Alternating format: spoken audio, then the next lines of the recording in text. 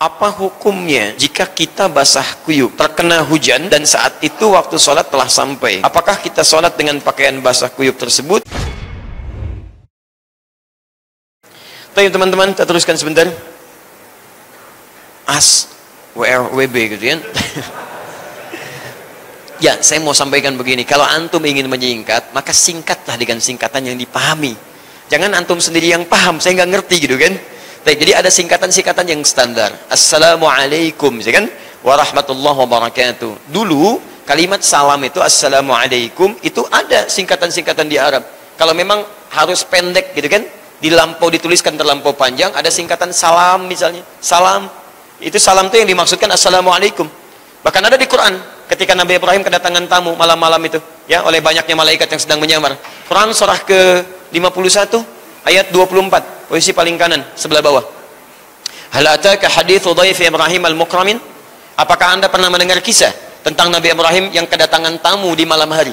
Cukup banyak tamunya, ya, yang dimuliakan oleh beliau, masya Allah, dimuliakan oleh beliau. Kedatangan tamu malam-malam, ya, tengah malam nih. Antum kalau kedatangan tamu malam-malam jam 2 misalnya kan, iddakhalu alaihi faqalu salam. Ketika minta izin masuk, dia mengucapkan salam. Salam, salam di situ. Dijawab qala salam, dijawab oleh Nabi Ibrahim salam, ya. Maksudnya assalamualaikum, dijawab waalaikumsalam. Tapi kalimatnya menggunakan salam tengah malam. Antum kalau malam-malam jam 2 lah, ya, ada orang misalnya assalamualaikum, assalamualaikum, dibuka nggak? Antum jangan dulu buka, lihat dulu, karena keadaan tamunya beda dengan tamu biasa nih. Begitu dilihat, diintip, ternyata orang agak banyak, ya, jubahnya putih, rambutnya agak panjang, masih mau dibuka. Tapi perhatikan Nabi Ibrahim. Nabi Ibrahim perhatikan, begitu beliau mendapatkan kalimat salam, maka dijawab dulu, karena hukum jawab salam itu wajib dibandingkan dengan mengucapkannya. Quran surah keempat ayat 86. Wa idza hayyitum bi tahiyyatin fahayyu bi ahsana minha aw rudduha. Kalau Anda diucapkan salam kepada Anda, diberikan penghormatan, maka jawab kalimatnya menggunakan fi'il amr. Amr itu menunjuk pada wajib. Ya, maka jawab yang lebih baik daripada itu atau yang semisalnya. Jadi kalau orang mengucapkan assalamualaikum warahmatullah, itu paling minimal jawabannya serupa. Waalaikumsalam warahmatullah. Jadi jangan sampai assalamualaikum warahmatullah salam, itu keliru. Jelas ya? Jadi minimal yang serupa dengannya. Maka beliau kemudian lihat, dijawab salamnya, ketika keluar dilihat qaumun munkarun. Ini sih bukan orang sini, orang luar, orang asing. Kalau orang asing berarti menempuh perjalanan cukup lelah, berarti capek, tidak banyak ditanya sama beliau. Silahkan masuk, tidak banyak dikomentari, dipersilahkan duduk. Faragha ila ahli faja'a bi'idlin samin. Langsung bertanya kepada istrinya di dapur, ngecek punya makanan apa kita, menu terbaik apa untuk tamu kita malam ini. Waalaikumsalam warahmatullahi wabarakatuh. Apa hukumnya jika kita basah kuyup? Antum mungkin yang basah kuyup, saya tidak gitu kan. Terkena hujan dan saat itu waktu sholat telah sampai. Apakah kita sholat dengan pakaian basah kuyup tersebut atau menunda sholat sampai tiba di rumah dan mengganti pakaian tadi? Mohon penjelasannya. Jazakallahu khair. Teman-teman sekalian, keadaan hujan di zaman Nabi juga ada hujan. Seperti panas juga ada di zaman Nabi, panas, kan? Tapi apakah kemudian pakaian yang basah kuyup karena hujan bisa membatalkan keadaan dirinya? Ya, maksudnya dipandang dalam keadaan belum suci sehingga harus ganti pakaian, mandi terlebih dahulu dan seterusnya. Syarat-syarat pakaian yang bisa dikenakan untuk menunaikan sholat sederhana sebetulnya. Suci, bebas dari najis. Jadi kalau pakaian Anda tidak tersentuh oleh najis, ya, tidak terkena dalam keadaan najis, maka dipandang suci keadaannya, boleh Anda gunakan, baik dalam keadaan kering ataupun dalam keadaan basah, apalagi dalam kondisi tertentu. Jangankan dalam keadaan hujan, tidak hujan pun pakaian Anda kena najis, maka tidak bisa digunakan untuk menunaikan sholat. Ya, misal ada kena percikan misalnya najis, ya, dari misalnya kotoran-kotoran dan sebagainya, maka wajib bagi Anda bersihkan dulu walaupun dalam keadaan tidak hujan, ya.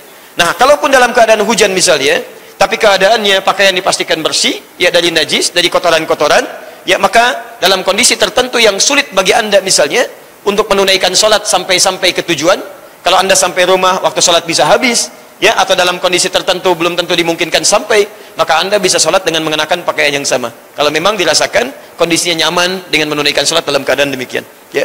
Kemarin waktu ada kumpul yang di Monas itu kan, ya, waktu ada tuntutan-tuntutan yang 212 itu, ya, baik, dan teman-teman sekalian, itu kan hujan kalau saya tidak keliru, hujan, ya. Kami sedang berada di perjalanan di Semarang pada saat itu, ya, kita lihat hujan itu, Ya beritanya hujan dan mereka meneruskan sholat, gak ada masalah. Ya, dan di sana kumpul para ulama, ada bahkan yang dari MUI, ada macam-macam, bahkan presiden juga datang. Ya presidennya datang gitu kan. Ya saya lihat betul presidennya datang dipayungi dan sebagainya gitu kan, dan seterusnya. Jadi di sini barangkali penting kita turunkan, sepanjang tidak ada turunan najis di sini maka boleh kemudian digunakan untuk menunaikan sholat.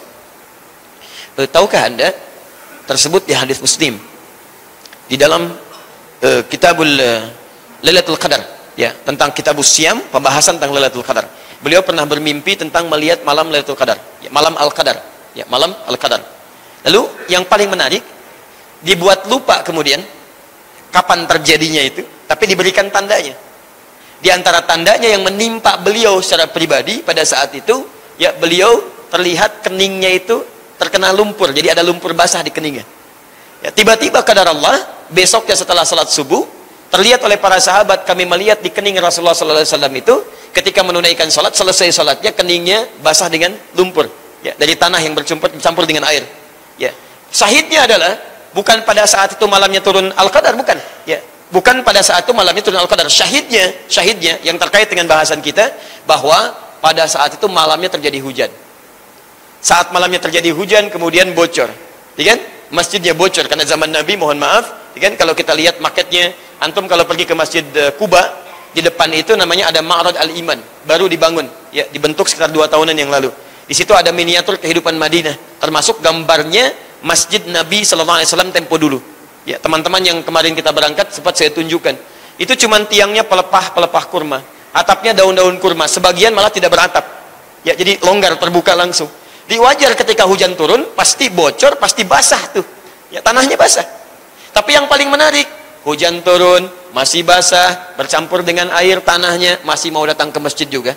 Rasul, Nabi, orang paling takwa, jelas surganya, tingkat surga paling tinggi, langsung masuk tanpa hisab bersama para sahabatnya, masih mau ke masjid yang tidak ada karpetnya, Masya Allah, alasnya tanah, masih basah karena hujan, dan masih mau sujud di tempat itu sampai terlihat bekas sujudnya.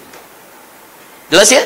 Jadi tidak ada alasan kemudian misalnya kalau ya dalam keadaan hujan, barangkali basah dan sebagainya, lalu Anda simpulkan tidak bisa menunaikan sholat dalam keadaan itu, kecuali ada najis yang melekat. Paham sampai sini? Baik, saya nggak akan teruskan. Kita bukan Nabi, bukan Rasul gitu kan. Ya, sholat di tempat yang baik, karpetnya bagus, keadaan lengkap, ada AC-nya, ada kipas anginnya, dari rumah ke masjid jarak tinggal melangkah aja gitu kan. Masih mau belum menunaikan sholat di masjid. Masya Allah. Tapi yang penting mudah-mudahan Anda sehat lah gitu ya.